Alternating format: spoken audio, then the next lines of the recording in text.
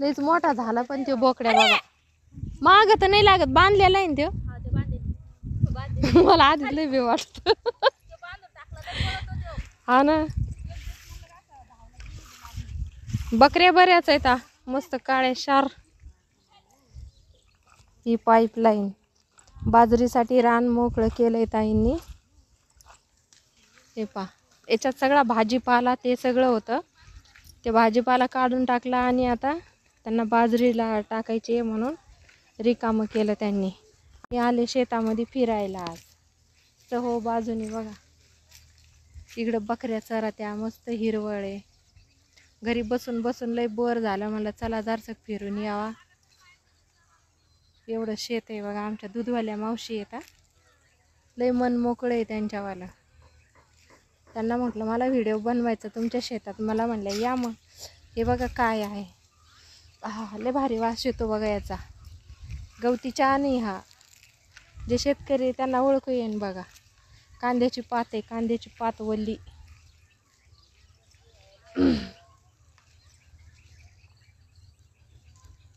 बकऱ्या चरात्या मोकळ्या रानामध्ये मस्त. आले हाऊस आहे बकऱ्याची. शेळ्या परत काय म्हणतात ते कोंबड्या. पण जागा नाही हो, छोटंसं घर आहे आपलं, छोटी जागा आहे. त्याला भुसभुशीत काळीचं रान आहे. पाय असे गरागर चाललेत खाली बघा, नांगरून डोंगरून ठेवलंय मस्त. शेतातलं मला काही कळत नाही एवढं, कारण कधी शेतात गेलेच नाही. बापाच्या घरी शेती होती, पण राहायला शहरात असल्यामुळं कधी शेताचा प्रसंगच पडला नाही आम्हाला. आणि लहानपणी एवढं काही कळत नव्हतं, शेती असावी मस्त, त्याची मशागत करावी का जावी. आता मोठं झाल्याच्या नंतर कळतंय, पण शेतच नाही आम्हाला. आणि आत्ताच्या युगात घेणं तर बापरे, आजचं खाणं पिणं होतंय तेच लय मोठी गोष्ट झालेली आहे. हे बघा हे सगळे बांबूचे झाडं आहे, बांबूचं बन आहे हे सगळं पूर्ण. सगळी बांबूची झाडं आहेत इथून तिथून. बाजूलाच वड पण आहे इकडं. बापरे काय चिक्कार झाडी आहे, असं वाटतं वाघोबा येईल इकडनं. बघा मागच्या साईडने दाखवते तुम्हाला मी. आतमध्ये वड आहे आतमध्ये. ही पूर्ण बांबूचीच लाईन आहे इथून इथपर्यंत. सगळी बांबूचेच झाड, बांबूचेच दार, बांबूचेच घर. काहीतरी गाणं आहे ना मराठी, मला काही येत नाही एवढं गाणं, लक्षात येत नाही वेळेवरती. हे पहा इकडं असा बंधारा आहे पाण्याचा, खोल सिंचन केल्या. हा दिसतंय सगळं घनदाट जंगलमध्ये. वड्याच्या कडेला वाघोबा नसल असं तुम्हाला वाटतं का? थांबा थांबा, मी तुम्हाला वाघ दाखवते. वाघ आंब्याच्या झाडावर मधी फांदीवर बसलेला वाघ दाखवते. दिसला का? बघा बघा वाघाचं पिल्लू. वाघ जरी नसलं तर वाघाची मावशी बघा.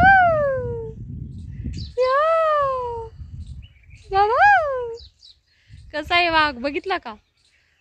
अशा जंगलामध्ये असतात बघा वाघ, हो की नाही? किती भारी वाटतं ना, मस्त वाटतं पा जंगलमध्ये यायला. हे कढीपत्त्याचं झाड, याचाच कढीपत्ता मावशी आणून देतात बघा आम्हाला ह्या झाडाचा.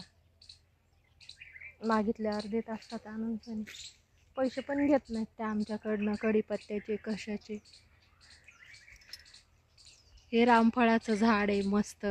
ही पाईपलाईन, वाव भारी पाईपलाईन आहे मस्त. काळं भोर पाणी आहे त्याला, पाणी दिसतंय.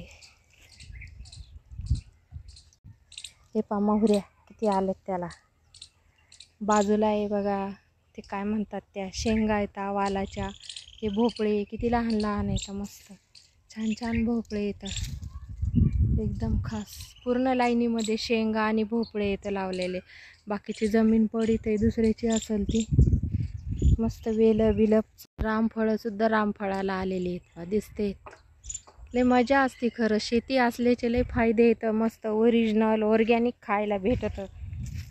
आपल्याला तर सारे केमिकलचंच भेटतं खायला.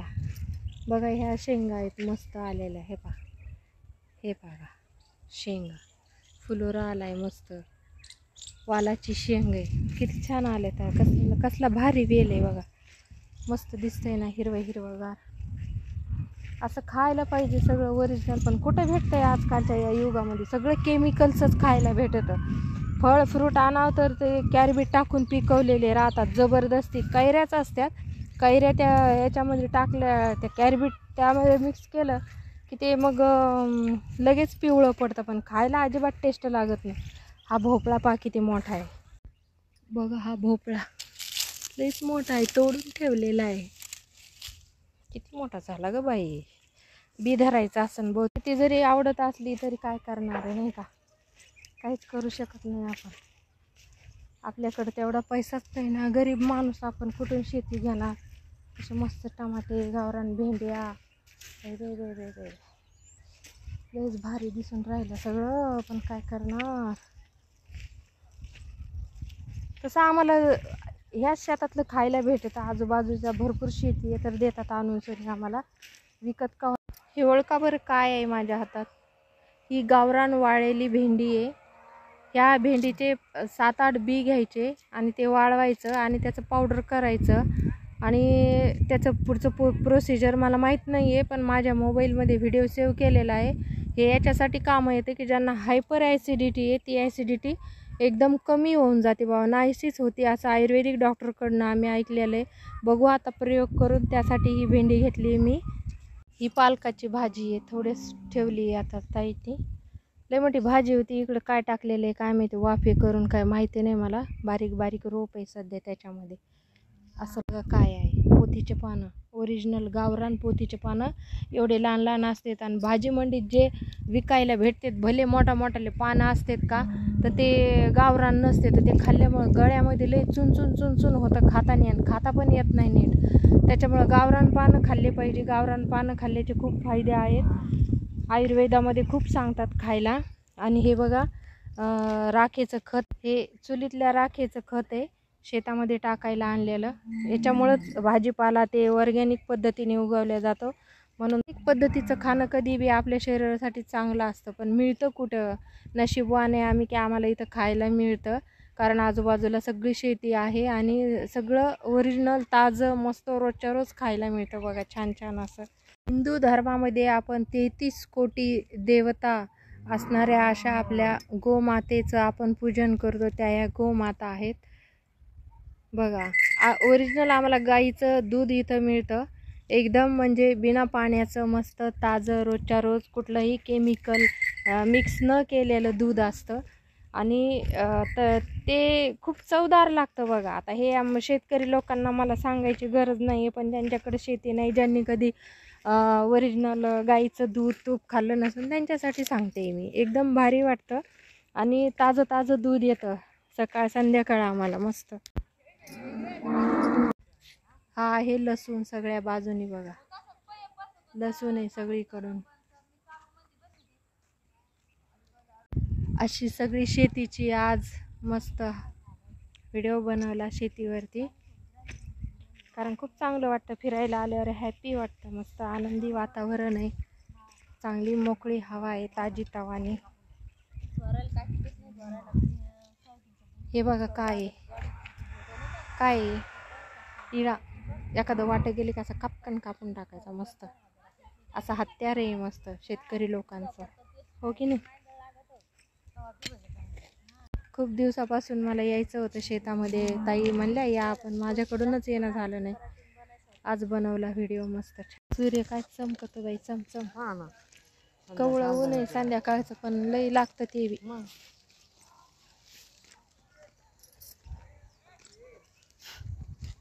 लय बारीक बारीक चिलट झालेत गवतावरले. गावताना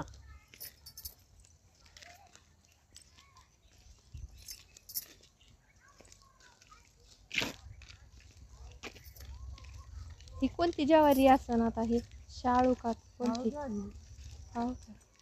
दगडी ज्वारीत आणि शाळू ज्वारीत काय फरक असते? नाव शाळू आहे, पण नाव आहे त्यांचं दगडी. आपल्याला कसं आमचं नाव, फलन नाव, बिस्तर नाव, तसं ज्वारीला नाव आहे ना, दगडी ज्वारी. अजून कोणती ज्वारी म्हणतात त्याला, असे वेगवेगळे नाव राहतात. ज्वाऱ्या प्रकारची ज्वाऱ्या. हा, ते हुरडा खायला जातो त्याला कुचकुचीचा हुरडा म्हणते.